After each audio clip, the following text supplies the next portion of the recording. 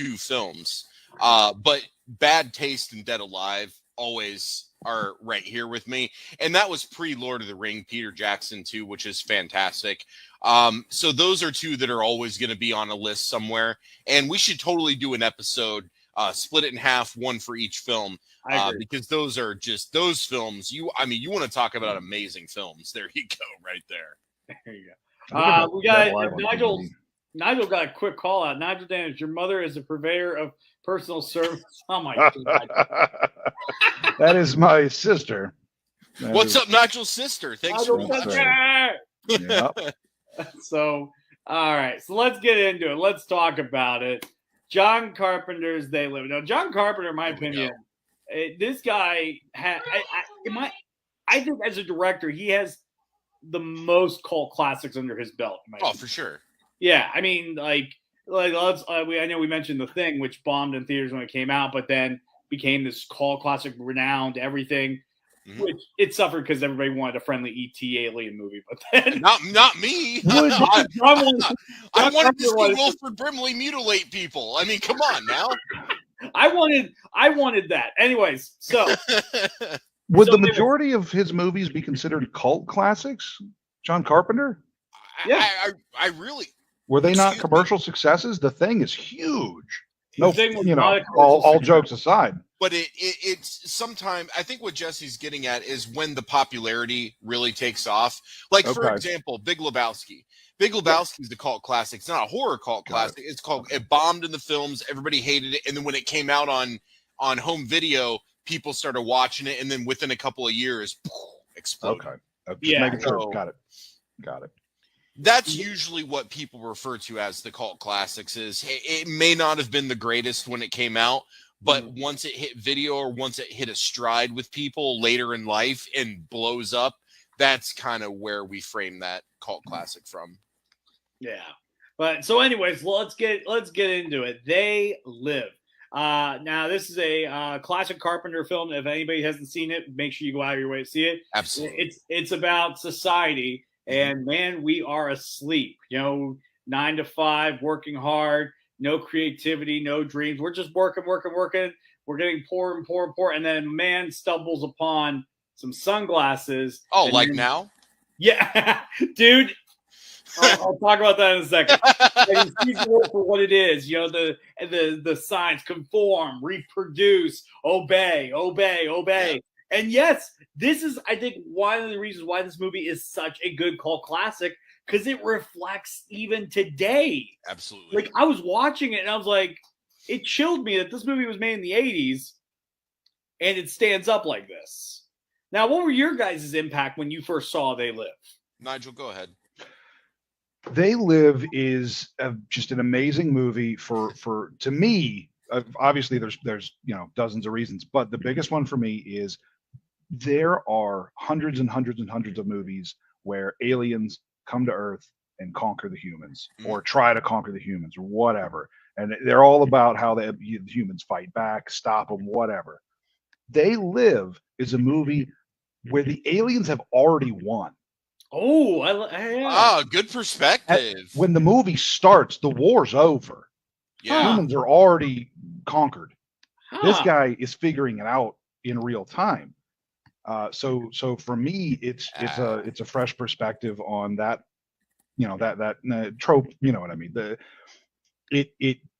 I love it. It's fresh. It's different. Fresh as a 88 movie can be, but you know what I mean? Yeah, no, absolutely. It definitely is great, and the art direction's amazing. Like I said, I love the scene where he's flicking back and forth with the glasses and seeing different things. Like all the stuff. Like I think one of my favorite ones is where he looks at the guy holding the money and he puts the glasses on, and on the money it says, "This is your God." Mm-hmm. And I just thought, whoa, that was like I was legit horrified watching this movie again. Just because, yes, it stands up to the sands of time. And number two, just how accurate, how much it's on the pulse of what's going on. But, yeah. Let me jump in edgewise here, because I think the film is a bait and switch in a good way. Yeah. Look, Roddy Piper, okay? probably everybody's, or at least one of everybody's favorite, WWF/WWE wrestler from, when we were all kids. Jesse, you probably won't know because, you were born in 1987 or 97, but I knew him from the episode that he was in on It's Always Sunny. But that was a big thing, that Roddy Piper was going to be in this movie, and it was going to be a cheesy horror/action movie with one-liners and patently absurd effects, kind of to how Jason Takes Manhattan. He does the Johnny Cage uppercut, knocks the guy's head off. That's the expectation that you have.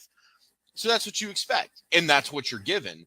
But when you just said, when the guy has the money bags, and on the money bag it says, "This is your God," that's where it's much, much deeper. The movie is actually like, it's not even satire. It's a projection of society. Oh, yeah. Absolutely. And this guy is finally seeing it where nobody else is. And I feel like the fucking Twilight Zone, because that's how I feel every day walking around when I see all the stupid shit people are saying and doing that is just so patently absurd. It makes no sense. I feel like I'm in They Live a lot of times, because I'm like, how am I seeing this and nobody else is seeing this? Do they all need the special glasses to like figure this out, or what? So while the facade of the film is just a cheesy 80s, I'm not going to say it was like a cheap, low budget, but it was just something that they put together, and that was it. And it had Roddy Piper in it, but in reality, it's a reflection of society then and still currently now.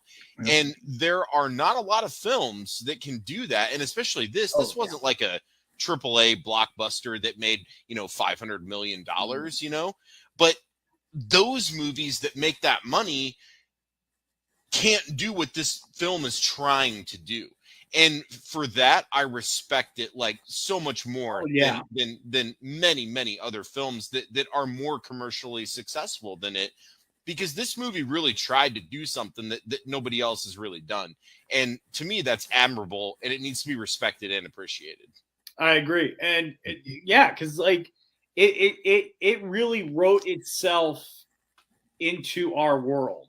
It made us almost feel like what it kind of did what I thought the Truman Show kind of did. Yeah. Yeah. You know what I mean? Like, because like, believe it or not, that became I know I'm using the wrong term here, like a mental illness, like a syndrome. Like there are actually people that believe their life is a TV show. Oh, gotcha. Yeah. So like, I'm not sure what the correct term is. I'm biffing it, but yeah. So, and this movie kind of gave me that same feeling. Like, what if one day, I find some sunglasses on the park bench, I put them on, and all of a sudden I have someone who's, like looks like a skeleton, and they're just telling me, I don't know. So I think I have the technical term. I believe. Okay. It is called thought broadcasting. Broadcasting. And that might be wrong. I mean, that I quick Google. No, that makes sense. Or it looks like there's something called the Truman Show delusion.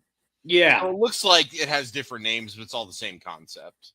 Yes. And that's what I liked about this movie, because I think horror movies that make you afraid after the movie, those are to me the best types of horror movies. Absolutely. And like I said, I know it's a movie. It's like this weird, like, there's this weird percentage of what if, even if it's 0.001%, what if this is real? We don't know. So I don't know. So it fascinates me. I like stuff that gets under your skin like that. So what would you say your favorite moment in They Live is? Both of you. The money. That's solid, man. That to me, that rung so true in my heart. Yeah, absolutely. I mean, you grew up Catholic, so I mean, you're that. You know all about that. Dear God. Anyways, Nigel. The scene where the two guys are fighting over the sunglasses. Roddy Piper's trying to get him to put the sunglasses on. He's like, "Try them. You got to try them. You have to see for yourself. You have to see." Yeah. And it really reflects. So the idea that this is something that's going on now, obviously not aliens, but there's people behind the scenes controlling almost every aspect of our lives, if not every aspect. And he's trying to get someone to see it, and they're actively fighting him. Yeah. You know, he's like, look, this is what's good for you. You need to know this. And he's like, I don't want to know. He's obviously not saying I don't want to know, but it's the idea that he has to physically, in this case, fight him and force him to see the truth. Mm. Yeah. I felt that was a powerful scene. I agree. It makes you really think that scene from The Matrix with the red pill and blue pill, like how simple it was, where Neo's like chose the pill to go down the rabbit hole, but like this guy Keith David, if I remember that, the actor's name, had to like get physically beat up to do it. So like I said, I think, as you pointed out, Nigel, that symbolism right there is brilliant. How we have to sometimes. We feel we have to fight somebody in order for them to see what is in front of them, actually. Mm-hmm. So it's good. I would have to say, for me though, it was the ending. Once everything was being revealed to people that, hey, actually, no, here's what's going on, and now everybody can start to see for themselves what's happening. And the best one, in my opinion, is when the people are having sex and it's then revealed that the dude is the alien. Because think about it. Like, we've all seen Species. We've all seen, what was that one with Adrian Brody where he fucked the alien Splice, I think it was. Yep. Like, I mean, we've all seen these aliens where humans fuck aliens, or movies where humans fuck aliens. But to me, that's the best. Because imagine you're like at your most vulnerable point, getting on one moment, you're looking up and it's this person, and then poof, they're like this like rotting corpse alien. Like, how horrifying would that be? Like, I'm inside you and you turned into this. Like, oh my God. Like, I can't imagine anything more horrific than that, right? You're putting more thought into this than you probably should. Well, look at it like this. At the grown-ups table, man. It's what we talk about. Ridley Scott made a movie about aliens getting inside of us, and I guess John Carpenter made a movie about aliens getting inside of us. Getting inside of aliens, yeah. Or inside of aliens. It was a scene, but it was a scene. So there, art repeats art, I guess. Let's go over to the comments section. Let's see. Yes, Dale and Tucker versus Evil. It does deserve props. It's a movie that I don't think a lot of people know about, but to me, that is a great classic. Here's a great line. Bam. Who could deliver that line? Can anybody right now deliver this line? What was it? I'm here to kick ass and chew bubble gum, and I'm almost out of bubble gum. I love that. It's such a good line. I mean, obviously, Roddy Piper says it way better than I do. But I know, but it's just a good one. Hold on a second. Can't stay long, but all the old Vincent Price stuff is great. Also, They Live isn't horror; it's documentary. Yes. Bruno nailed it. Perfect comment. Absolutely. Yeah. Someone brought up Office. Well, it's a horror, but it still counts because Office Space was not a commercial success, like none of Mike Judge's films are, because they always bury them for some reason. And then when they come out on home video, they blow up and everybody loves them. So yeah.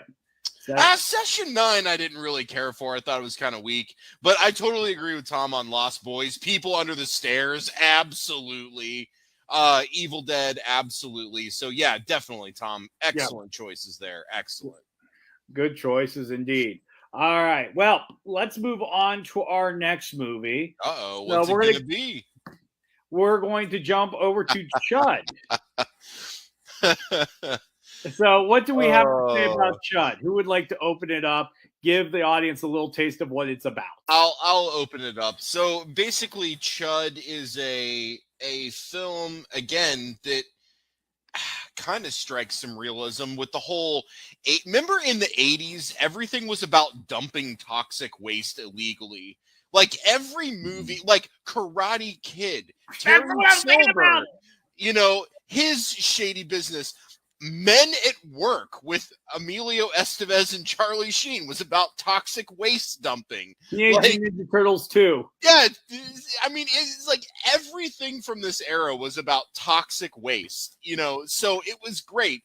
And it's essentially that the government's dumping toxic waste in the sewers of New York, and it's transforming the homeless people that live down there into chuds, which is cannibalistic humanoid underground dwellers. and they get tired of living down there, and they start to break up into the surface and terrorize people. And the greatest thing about this movie, on top of the Chud effects, because if you look at Chud, that is the precursor to the Nemesis in Resident Evil. I'm telling you right now. Like, that's the point. I that's didn't the think about that. precursor right there. Okay, there's definitely some influence there. I can see that. But, I mean, look at the cast we had in this movie. Daniel Stern, Yep. John Hurd, Yep. Christopher Curry.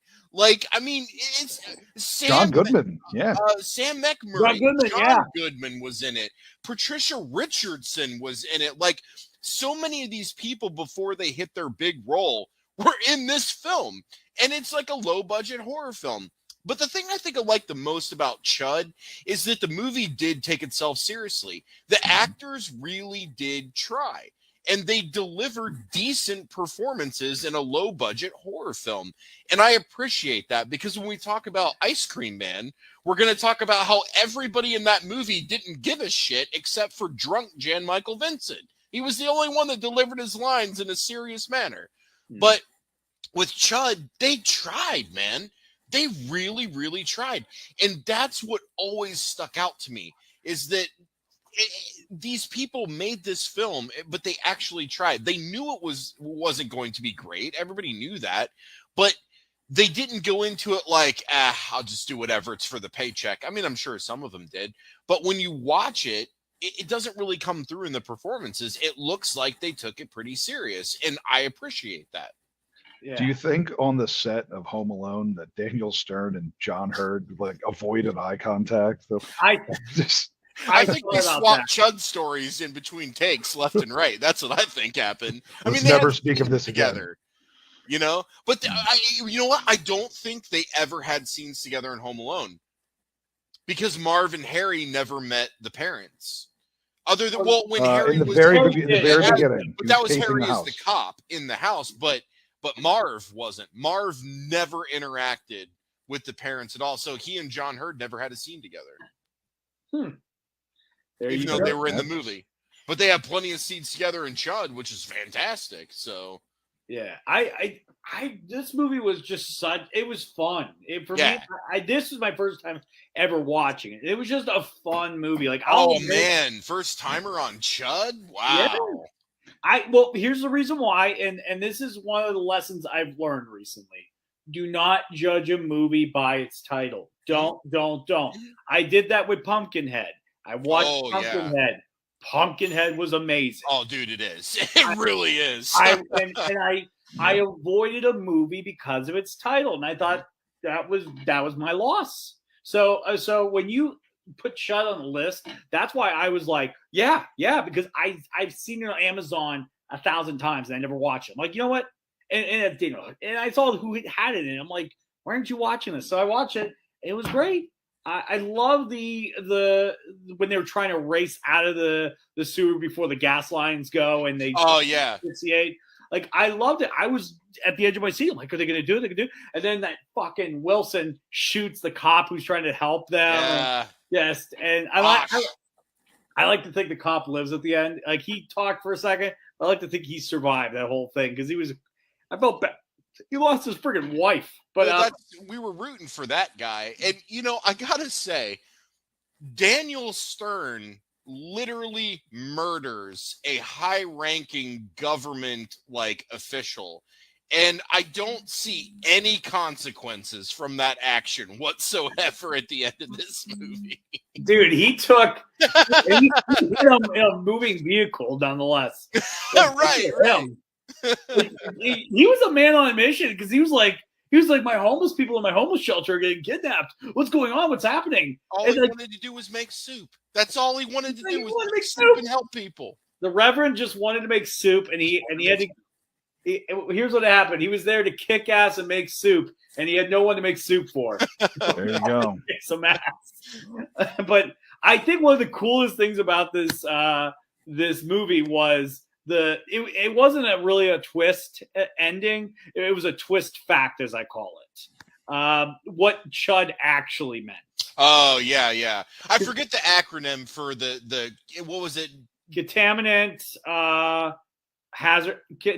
contaminant hazards urban dumping or something Yeah, like that sounds right. that was like the correct way of saying it. Like, so like this entire time Chud wasn't what they lied to us and said it was. It was hiding. It was weird. It was a government conspiracy, which is kind of weird because we just talked about they live where a society of aliens that already rule us are having a conspiracy control us, and this was a conspiracy that was trying to get covered up of the government dumping toxic. So it's very fascinating how these two movies kind of linked up there. There's some parallels. Can you put Tom's comment back up there? Because he's talking some shit right now. The Gate with Johnny Depp, who has no business making horror films. Really, Tom? The Gate? I will. That's your one? The Gate? You'd rather watch The Gate than Chud? Wow. Tom, hit me back with something better than that, man. Let's talk about what Nigel, what you put in the comments section. I was responding to Tom. The sequel to Chud, Chud 2, Bud the Chud. Bud the Chud. So I've never seen Chud 2. You're not missing much. I mean, I figured. But look, I've watched all the gingerbread movies, including the one where they smoke pot. So the Ginger Dead Man versus Evil Bong. I have that on DVD. I have that on DVD. Yeah. So, I'm not saying that I wouldn't watch Chud 2. I just haven't seen it yet. I'm watching Chud 2. I feel like I'm going to watch it this weekend now. I am. I feel like I have to. I got to watch it. So, all right. So, we got to have a side note. I know this is not the place to talk about it. We all need to have like a cult movie night to watch. Just like weekly pick something and watch. But I agree. That'd be fun. Besides the past. Okay. So, we have where's Toxic Avenger? Different episode, Tom. We're gonna do a trauma thing, so different episode. Oh yeah, in the 9th Gate. Sorry, man.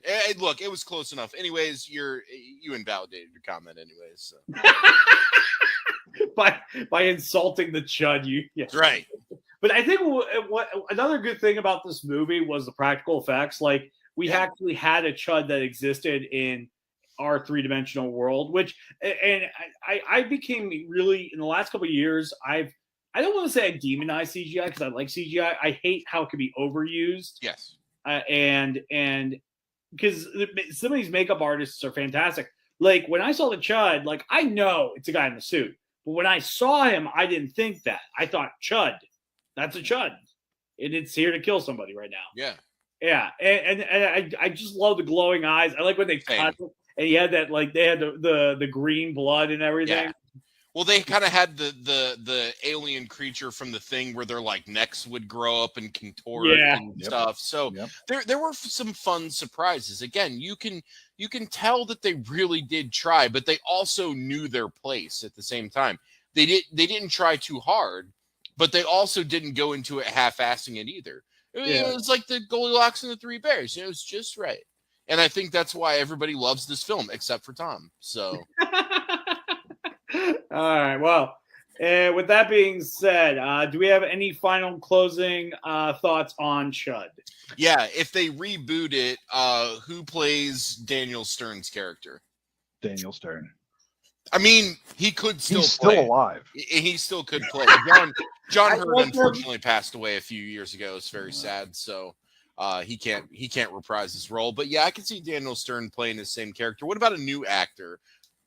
Oh my God. Trying to think of somebody tall, lanky, silly. I got Pauly Shore still alive? He is, but he's in his 50s, so he I don't want the Weasel. I don't want the Weasel playing. Pauly Shore doesn't do Weasel anymore anyways. He said he's moved on. We'll see if he gets another movie, but what about that kid? Look, so let's do this. 10 years from now, they do the Chud reboot or remake, whatever it is you want to call it. Get that kid with the curly hair, the tall, skinny kid with the curly hair from Stranger Things in 10 years. Finn Wolfhard. He could play that role. There it is. Yeah. Yep, that's it. Right. That's the best I got. It's the best I got. I think that's what it is. Because he would be excellent for that role. No, I totally dig it. He's really carved himself a good career in sci-fi horror. Oh, yeah, he's setting himself up. He's setting himself up. As long as his parents don't steal all of his money and take advantage of him, he'll be okay in Hollywood. Well, at least you're optimistic. I mean, look, Well, wait, every kid can't get Culkined, okay? So, I mean, we got to make sure that we protect some of them. So, well, I thought the guy who played, oh God, the guy who played Uncle Fester in the original TV show, I think he had it happen to him too when he was in a previous show. And I thought they made some sort of laws. I don't know. I'll have to look it up. This is another time, another place. No time to speculate, but there was a whole interesting thing I read about it, and I don't want to butcher it on the air. But anyways, I had two quick notes, just real quick about Chud. One neat thing that I learned was Jordan Peele directly cited Chud as a inspiration for his 2019 film Us. No way. There's actually in the movie Us, there's a in the house on the wall with the movies and books and things. Chud is on the shelf. Awesome. I did not know that. That's very cool. Yeah. The other note I had that this movie is way better if you pretend it is Rob Zombie's gritty reboot of the Teenage Mutant Ninja Turtles. So. Well, there's only one problem with it. There's only one problem then. You know what the problem is? April O'Neil isn't played by Sherry Moon Zombie. Oh, yeah, there you go. Yep, we would have to put her in it. Although, hey, I will say Munsters is looking fantastic. Even though nobody has any idea what kind of movie it's going to be, it's looking fucking great right now. I always wish that Sid could have stayed alive to be the grandfather. I know. But look, we got like 50 years of acting out of him. So maybe more than 50 years. So. Oh, more. He was in the Batman 66 series. Who did he play? Oh God! Well, who did he? Was he a villain of the week? A villain of the week. All right, let's hear. I'll someone introduce the next topic, and I will look it up because that is going to bother the shit out of me if I don't know.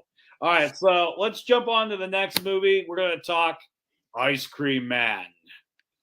So, he played one of those weird villains that only showed up in the TV series. Yeah. So let's talk. It was one of King Tut's like minion, I think, or something. That's who it was. Yes.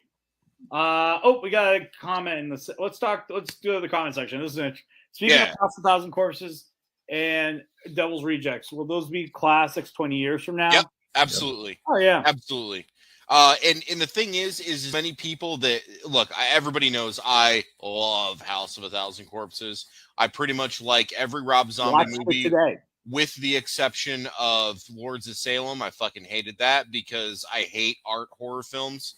And then number 2, I didn't care for the second Halloween film. But outside of that, I love his film. So I love House of 1,000 Corpses.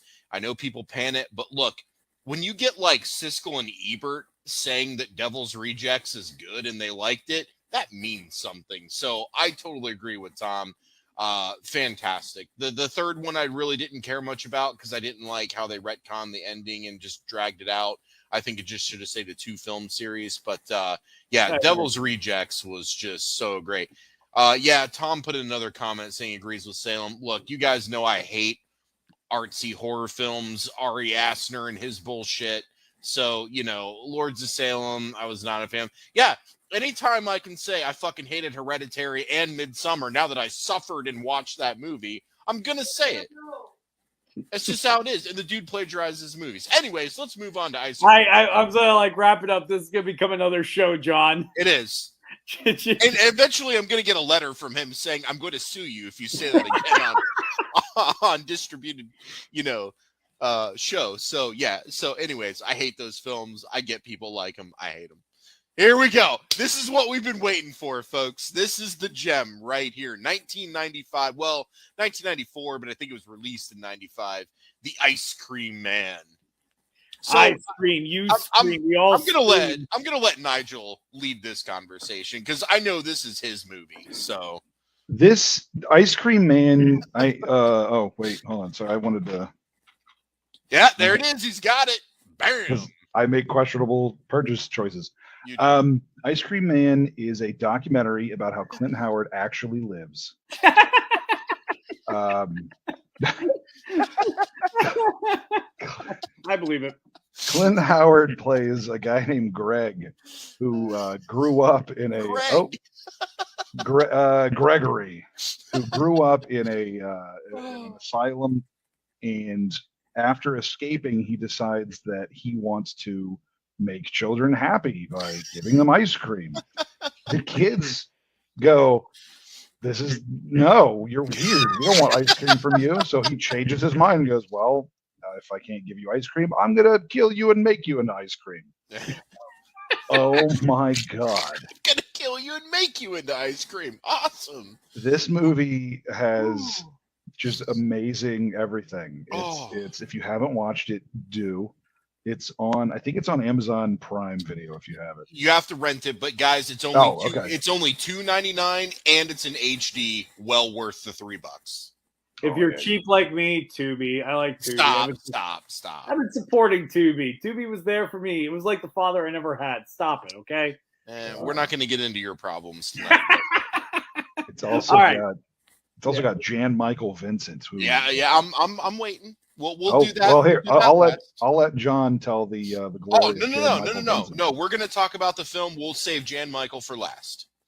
This movie contains one of my favorite action scenes in the world, in any movie I've ever watched. I can't wait to hear. So there are two policemen who are on the case trying to find the killer. Yep. And they go back, they find out that that Gregory came from this asylum. So they're like, we should investigate the asylum. And these two cops go, and one of them is a goddamn Navy SEAL circus gymnast. He is doing somersaults over overturned desks. Yeah, he's doing backflips. He is doing cartwheels into doorways to clear the room. This guy, he's a tactical genius. Oh man, right? Tactical genius. This guy is just goddamn Neo from the Matrix. I've never seen someone so agile and stealth and just everything. His partner is taking a leisurely stroll through the same asylum, 10 feet away from his partner. Just it's very clear that the actor who played his partner has decided, I'm not getting paid enough to somersault. Screw that. All right. I just love that when they were walking out, they were also getting chased at one point. So they're being chased, and the one guy's like booking it for his life, like, "Oh my God, we got to get out of here!" And his partner just like, "Look, we're gonna get into Jan Michael Vincent, but you have to understand, you have to have seen Airwolf, and you have to be a passionate Airwolf fan like me to really get what Jan Michael Vincent was channeling in that scene." I've seen Air Bud. And that scene was that he was doing String Fellow Hawk, man. He's a badass. He didn't care. He knew none of those people were going to take him down. He didn't need to put any effort into walking out. He just casually, anyone gets in his face, he kind of just moved him to the side and kept right on going. I think at one point he waved his gun in somebody's face. And he got it out. He got it out. He waved it around a couple of times. Have you ever been to laser tag and there's that one guy who takes it way too seriously? Yeah. Yes. That's the part. Yeah. Oh man. But we have to unpack that scene. So that scene is crazy to begin with because what was it? The Wishing Well facility? Was that what it was called? Yeah. Wishing Well Sanatorium. Wishing Well Sanatorium. So there's nobody left there in charge. Like everybody is just crazy, and they're operating the sanitarium, but they're all crazy. The receptionist is crazy. The nurses are crazy. The doctor is crazy. All the patients are crazy. The place is completely trashed, but they're still operating as if it is a sanitarium. It's hilarious. That's got to be like the funniest thing. And then Jan Michael just casually strolling. Then at the end, he pops off a couple of rounds and just casually walks down the ramp at the exit. And then some of the patients are following. He just kind of pushes them out of the way and just casually walks to the car, gets in, and they casually drive away. I think one of my favorite scenes from that movie was where the one guy, he's like the guy who's gonna be the cop. He's like, "Look, if you got the gun, the badge will follow." Like, I love that guy. And then I love the scene where he gets out of the car, right? But then you see him going back in the car, and then it's Clint Howard instead, and he just like stabs the woman up through the chin. Oh, and you see it go through. Yeah, I know that. Yeah. I thought that was a fun little fake out. Like, I wasn't thinking otherwise because I underestimated the movie, and I'm like, holy shit, that's Clint Howard. That's Clint Howard right there. I love it. So it had those cool moments. I love. So what about the end when both detectives have their guns drawn on Clint Howard, who is smearing what I'm assuming is coffee flavored ice cream over that kid's face? Because it's like a tan color. It's not like brown like chocolate or Rocky Yeah, it's Road. like a Java nut kind of deal. Yeah, it looked more like coffee ice cream. And they've got their guns drawn on him. They're like giving him commands. And then he just like lets the kid go. Instead of grabbing the kid and everybody getting to safety, they just look around. And then he gets up on top of the ice cream truck, jumps down with 2 scoops in his hand, and knocks out both detectives. These are top flight detectives at this precinct. And Clint Howard knocks them out with 2 little ice cream scoops as he jumps down, leaving the kids all by themselves to escape the murder trap that they are all about to be in. It's just so great, man. And that's what I was saying about the difference between Chud and Ice Cream Man. Because with Ice Cream Man, nobody even tried in that movie. I mean, look, they didn't even do a Patrick Stewart bald cap for the skirted egg for Clint Howard. If you watch those scenes, because it's in high definition now, all they did was just take a razor and just shave the top of his head off. You can see it in every scene. His stubble is there. Oh, like, yeah. Before they shot, he was in that makeup chair. They're just like, me. All right, middle looks good. You're ready for the scene. It's like, God, you guys couldn't get a real bald cap? Like, I mean, you got drunk Jan Michael Vincent in this movie, but yet you can't get a proper bald cap? What the hell? I just... The one thing that cracked me up so much with this movie, just the one scene where he's chasing the kid in the grocery store. There's a scene where he's going down the aisle and it feels like an exaggerated a long time. Like he's like walking, the kid hides, but then you see him walking again and he's somehow farther back into the aisle. Like, or the aisle is just growing in length for some reason. What do you think of this? What do you think of this lipstick? I like it. Reminds me of cherry. Buy 12. It's like that scene from Jurassic Park in the kitchen where the raptors are chasing the kids. Yeah. But it's Clint Howard. So one other thing about this movie that absolutely cracks me up, other than Jan Michael Vincent being the only actor to actually play this movie straight. And if you knew nothing about Jan Michael Vincent, so you knew nothing about Winds of War, you knew nothing about Airwolf, you knew nothing about his substance abuse problems, you just simply saw him in 1995 in this movie, you'd be like, why is this guy in this movie? He seems like a decent actor. That's because he was. Jan Michael Vincent was a phenomenal actor. Dude just couldn't lay off the sauce and the coke in the 80s, and he ruined his career over it. So that's why he ended up in Ice Cream Man 10 years after Airwolf, was because nobody would hire him anymore, and those are the jobs he got. And the funny thing about Ice Cream Man is there are scenes where he's less drunk, and you're like, okay, he's kind of on point with the lines. Yeah. But then there's other scenes where you're like, bro, I didn't even understand a word you said. That's probably because he polished off 2 bottles of Jack before he got out of his trailer and went to shot those scenes. So because he was making a movie where he was second fiddle to Ron Howard's brother. But you know, the man knows how to play a role of authority. He knows how to play action, and the motherfucker knows how to hold a gun.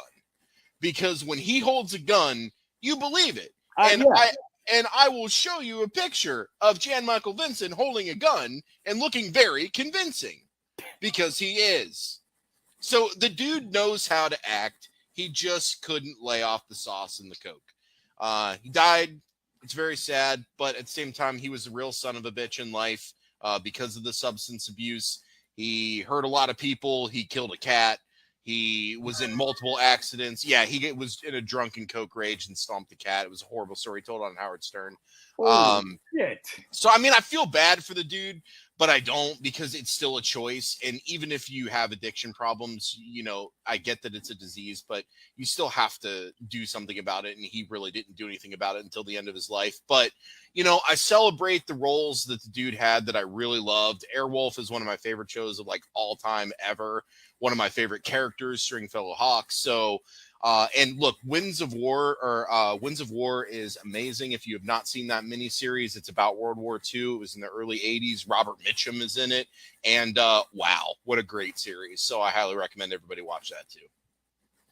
There you have it. Real quick, let's any final words on Ice Cream Man? What's your favorite kill, Nigel? What? What's Nigel's favorite kill from God. Ice Cream God. Man? Only pick one. Jesse, what's yours? He's got one. I was just gonna say, I appreciated the hell out of his jump off of the ice cream truck, the dual ice cream scoop. He's just like, he jumps off. God, he is just a gremlin of a person. He's like a slightly less lovable Danny DeVito. Yeah, yes. I mean, he might be a little more likable depending on which Danny DeVito we're comparing him to. Like everyone loves Danny DeVito. I'm saying like Danny DeVito. But did we like Taxi Danny DeVito? Sure, yeah. Okay. Yeah. It's just everyone loves Danny DeVito. It's like imagine Danny DeVito grew up in a world where people didn't like him, and then you've got Clint Howard. That's the guy we got. Depressing, but yeah. Can you imagine Clint Howard playing the Penguin in Tim Burton's Batman Returns? Mm-hmm. Yeah. How would that have gone down? Amazing. Would he have been able to do the wah, wah voice? Like, I don't know if Clint Howard could have pulled that off. I think he's got it. He just shows up. He sits in the makeup chair. They put a hat on him, and they go, "Oh, you're ready." There it is. You're ready. Oh, I'm trying to think of one of my favorite deaths from that movie. There was a bunch. Some of them I wouldn't, because like the ones I want to say, it was more the after death of it. Yeah. Like the waffle cone head. Like I love that. He's like walking behind the woman. And the guy's head and it's like in the giant waffle cone. Yeah. And it's like, and if I remember correctly, it's the woman who like wanted him for some reason. Yeah. Like she was like, my house, 139. Like she's like just like. Wasn't that the blonde that was cheating on with that husband, and he killed that guy first, and then he killed her? Yeah. Yeah. Because there always has to be some type of whore that's cheating on. Or that's cheating with all the husbands that are married in these movies. I mean, it's like, where is all this happening? How are all these dudes just casually cheating with this one woman in this town and just getting away with it? And then, great solution. Let's just murder them all. That sounds pretty cool. Because those who do not respect the sanctity of marriage die. So, war. I'm not necessarily going to share my favorite kill because I've gushed over Jan Michael enough. And in the beginning, we talked about the head puppets, which is really one of my favorite scenes of the whole movie. I love how gross this movie is. No one wears gloves. There's no sanitation with anything. In any scene involving ice cream, it's all over the hands. It's all runny. People are like dipping their hands in it. It's messy. Eyeball. The eyeball where he puts the Rocky Road ice cream. The guy's just like chewing on it. It's so gross how they handle food in this movie, and I love that. To me, that's like stands out above anything. I've been to that Dairy Queen. Where they just put their hand under the soft serve and just plop it on the cone for you. Yep. We have a completely unrelated thought real fast by one of our good friends, Dan Brady. Completely unrelated, but Lilo and Stitch is just critters with moral values. I agree, Dan. I agree 100%. I totally agree. Now let's just figure out how to get them to space like they did in Critters 4. All right. So with that being said, let's jump over to our next topic. What's this movie? I know, right? Now, I learned something new about this movie. This movie has multiple versions of the title because, like, on some places it's printed differently. Yeah. What? Those are Yeah, typos. no, on I think Amazon or Tubi, they don't include the word warrior. Huh? I swear That's to part God. of the title. I swear to God. And that was through the distributor, through Gravitas. So that should be Dude, I'm correct getting no matter the someone platform. in trouble now. Oh, we should probably re-explain. Nigel and I were in this movie, so we kind of have some first-hand knowledge about it. That's why they're taking this personally. They're like, dude, fuck them. No, yeah. So the distributor for the Biker Warrior Babe versus the Zombie Babies from Hell, we will now just refer to as Zombie Babies to save everybody time. It was distributed by Gravitas, and it should be the same title regardless on the platform. So I'm curious as to why it was different on Tubi versus something else. I don't know. I'm pulling it up real quickly just to. Now, I will let everybody know real quick that Aaron Martin, he's my partner with Alien Mythos Digital. It's our production company. That's what we have, Biker Warrior Babe versus Zombie Babies from Hell underneath. We also have the other film, Atomic Zombie Space Creeps. Both of those are currently not on Amazon Prime, and that is just because we are basically just working on the resolution, cleaning them both up, and then we're going to have them reposted. So they are just temporarily down for cleanup, but they will be back up at some point soon. So apologize that happened over the Halloween season, but you can watch these films in other locations other than Amazon Prime. So please watch them this Halloween season. They are super fun movies, but they will both be back up on Amazon at some point shortly. Just cleaning them up right now. There you have it. Now I actually kind of wanted to go into this movie opening it up because I truly could say that I'm a fan of this. I mean, you guys worked on it. So you guys have, you have a part of it that's, you guys were there in the movie. For me, I got to watch this as a fan and enjoy it. You know what I mean? And not have any connection to it. This was a fun movie. Like, it was crazy. And I like the character Zip. Like, that's just a great, first off, anytime you do a movie where you have a hero, it has to be a fun, memorable name. You know what I mean? Oh, yeah. Ash, Nancy, just something that rings true. Like, anytime I think of Sydney, I think of Scream. And when I think Zip, I think this movie, because as she said, my dad named me after a gun, which is just perfect. At least it wasn't Harley. So with this movie, they're kind of on a double blind date, or a date, but it turns into a blind date with Doc. And during that time, the succubus and this other woman have a sacrifice who clearly was not a virgin, because I love that. And it backfires and unleashes zombie babies from hell. That I love it. There's these little 3D crawling babies that just I like when they turn into like an ocean. It's just a wave, but you can always hear that like ambient crying in the background the whole time. The one moment where you guys didn't use it, I loved it the most. It was when Nigel died. At one point, when they fall off the roof, they go, "Yay!" And they murdered 3 people, and it was just a random moment of like, "Why now the yay?" I loved it. It was really fun. But so anyways, the characters, they're on the run. The zombie babies are essentially hitting house to house to house to house. And this is happening as Nigel, you're one of the stoner buddies of the one character, the boyfriend. I can't remember his name. It's blanking. And then John, you are the cop. Yes, the asshole town cop. The asshole town cop with your stupid reflective shade so we can't see into your eyes. there were scenes that were cut that we shot that played up the assholeness a lot more. There was one that we shot where I had to eat Chipotle for about an hour and a half and keep spitting it out of my mouth and then re-eating it every time we kept shooting the scene over and over. Okay. So, yeah, and we ended up not using that because I was sitting next to a window and we just couldn't get the lighting right, so it was really washing out the scene. But, yeah, so we got Chipotle, we put it on the plate because the whole gag and the setup was that Jake Armstrong, Officer Armstrong, he is just a dick, and he's an asshole to everybody, and he loves spicy food. So he ordered some spicy Mexican food. The waiter brings it up, he eats it, and he's just like, and just spits it out, and he's like, "This is not extra spicy. Go make me another one."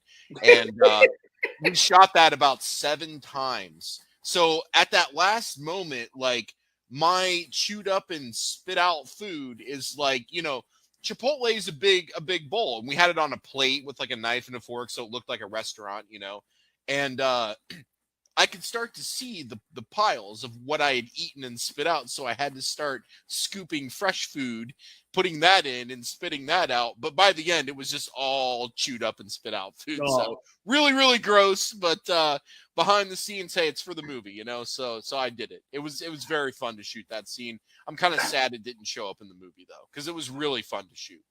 Now, Nigel, I wanted to ask you a question. So in the movie, you tell a story about the butthole. Oh yes. The butthole. Oh yes. Can you shed some light? What was that in the script at all? No. No, all so, of it, Rob. So that scene, very similar to John's story, actually. I was handed a 40 ounce. I don't remember. I don't remember 40 ounces. I don't remember what kind. I just know it was a 40. It was OE, man. And they go, for this scene, you need to be holding a half drunk 40. So while we're getting the cameras and lights set up, go ahead and drink half of this. All right, cool. And I drank 20, and we get ready for the scene. We do like a version of it, and we go, all right, we're gonna do this again. And the whole time they're setting up the lights and the camera, I'm just taking sips off of this drink, and I'm not paying attention, and I finish it. I'm like, oh shit. So they go, oh, okay. Well, you need to be holding a half drunk 40. So here's another 40. And I drank half of it. This repeated several times throughout the night. And somehow correct. But my direction for the scene was, and I was there as a friend who I drove from Maryland to Ohio to go see the filming just because I knew some people that were working on it. They were like, yeah, come on out. We'll put you in. That's fine. And he said, all right, in this scene, you're going to be hanging out. I want you to tell a story. I don't care what it's about. So he wanted me to use a specific name. He's like, tell the story, but I want you to use a specific name. So I used the name. But I told a story about something that actually happened. I had a friend of mine. It was a group of us. We went to like Atlantic City, and it's like 1 a.m. Everyone's absolutely hammered. And one of my friends was just obliterated drunk. And he was in the room. We had gone to like get some food or something. We come back, and I knock on the door to let him know we're coming in. I hear shuffling. I hear like movement. I'm like, okay. I open the door, and my friend has removed his pants.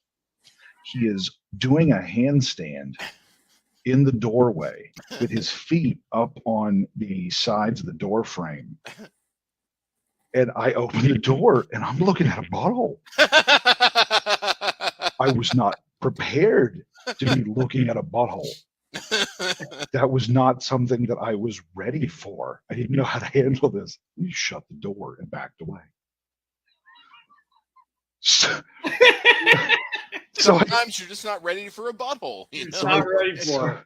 So I told this story for the movie, and I'm expecting him to go, that was the dumbest fucking thing I've ever heard. Can you say something else? And he goes, cut. That's a wrap. Jer loved that story. Jeremiah Morehouse was the director of that film, and he loved it. It was a one and done. We shot it one time, and that was it. He just nailed goes, it. We got it. All right. We got it. Next. Oh my God. I just that scene was like at the one point the cat like was sitting on someone's lap. Was that a fake cat? Like yeah. Yes, that was a statue. That cat was made out of concrete and paint. That's what it was. Like it looked so weird. I was like, why is it? I couldn't figure out if it was asleep or what was going on. It's concrete. Okay. The house that we shot in, it was referred to affectionately during filming as the birthplace of hepatitis. Yes.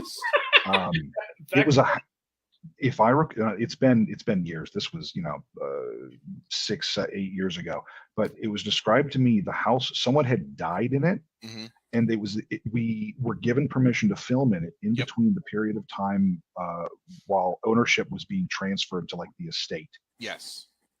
So it was like, no one's living in this house. It's mostly furnished. They've already cleaned up the body and no one's moved in yet. So you could use this to film. Yeah. It had like a year of dust on everything. Like you sat down in a chair, it was like poof, like the dust came up and that creepy room upstairs with the hole in the wall. No one would go inside of.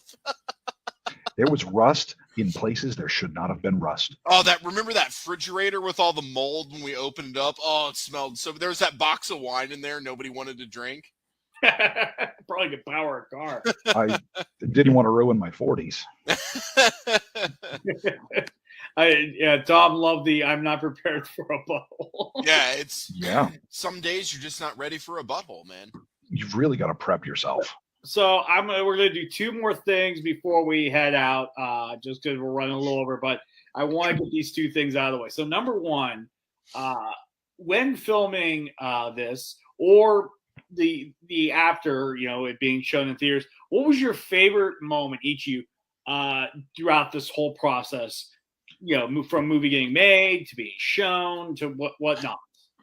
I mean, the after party was pretty dope, Nigel.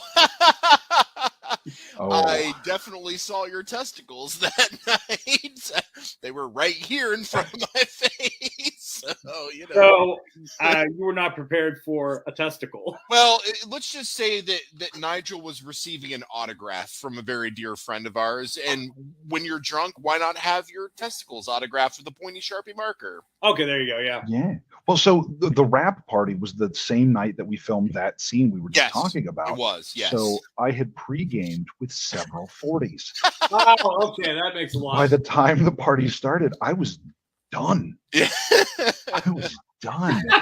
Oh my God. They were streaking at one. Yeah, someone from the movie signed my testicles. Oh, that was the naked race that you guys did down the street in like the heart of Newark, Ohio. I was butt naked except for my boots, just running down the street. It was a sight to see. I mean, I was right there. Like I saw the whole race. They ran down and they ran back. There was like 4 people that stripped naked and ran and did this. You're welcome. I mean, I was privileged, man. And that was the first time I met you in person. Now we had been friends for a number of years virtually because we actually all met up one night on a Thanksgiving viewing type thing. And the relationship just sparked from there, but this was the first time actually hanging out with Nigel in person in real life. And I saw his testicles get autographed. So what a great way to meet somebody. It's funny that, you know what? Those are memories you're going to get to have forever. Yeah, I'll never forget. Even if I get Alzheimer's, I will never forget that memory. I will die with that memory. The parts of that night I remember were amazing. All right. So there was a question posed by Tom. So we'll answer this question and we'll head on out. Which A-list chick could play the biker warrior babe if it became a Hollywood hit? I like the Megan Fox. That's actually a good suggestion, Tom. Like original Transformers movie, Megan Fox. Yes, not Machine Gun Kelly Megan Fox. Correct. Yeah, I think peak of Jennifer's Body would be excellent. Yeah, because she's in a new horror movie recently. I want to check out. She's like handcuffed to someone she loves, and she wakes up on like a frozen lake. And there's a hole next to her, and her husband's in there, and he's already drowned. You know who also could do it? Mila Jovovich. There you go. Yeah. You put black hair on her, boom, looks just like Zip. I don't know. I don't know why. Here's the thing. I know I'm wrong. I don't know why I don't want her. I don't know why. I've never forgiven her for what she did to the Resident Evil movies. Look, they're making new movies that are much more accurate to the game, so I think we can just move on from those. Wes Anderson or whatever the guy's name is. Till Death. All right, thank you. That's what it was called. All right. Well, anyways, that's our time for the show. I want to say thank you so much for everybody joining in. You guys were awesome. I want to thank everybody who lit up the comment section like crazy, especially Tom, man. He killed it. Dan, Brady, Nigel, he was in the comment sections. William, everybody who watched the show, thank you so much. I want to thank Nigel for joining us. Thank you so much, man. Always a pleasure to have you on. Yep. Happy to be here. Thank you. No problem. Make sure you tune into the show. Tomorrow we'll have the episode up on YouTube. So if you didn't get to watch a whole episode today, you get to watch a whole episode tomorrow. And thank you guys so much. It's Halloween season, so go out, have some fun, check out these movies, and make sure you have a happy and safe Halloween. And until next time, I'm Jesse. I'm John. And you have been sitting at the grown-ups table. Thank you, and have an awesome night, everybody. Take care. Night, everyone.